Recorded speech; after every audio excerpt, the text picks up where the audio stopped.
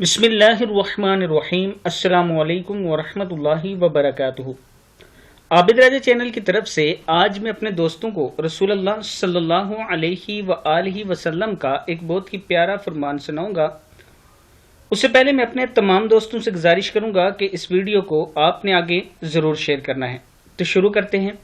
अरबों में खुशहाली, क़यामत की अलामात। रसूलुल्लाह सल्लल्लाहु अलैहि व आलिहि वसल्लम ने इरशाद फरमाया, क़यामत न आएगी जब तक कि अरब सरजमीन दोबारा बागात और नहरों से न भर जाए।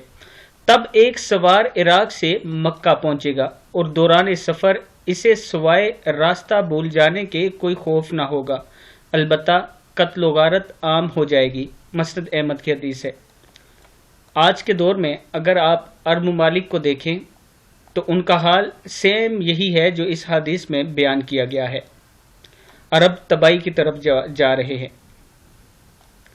अल्लाह ताला हम सब को ऐसी तबाही से बचाए। अल्लाह के हुजूर तौबा इस्तगफार करते रहें और अपने आखिरत के लिए सामा गठा करते रहें। वो ऐसे ही होगा जब हम नेक काम करेंगे, जब अल्लाह के हुजूर हम तौबा इस्तगफार करेंगे, नमाजों की पाबंदी करेंगे, ज़कात अदा करेंगे, तब ही हम आखिरत में भी कामयाब हो सकते हैं।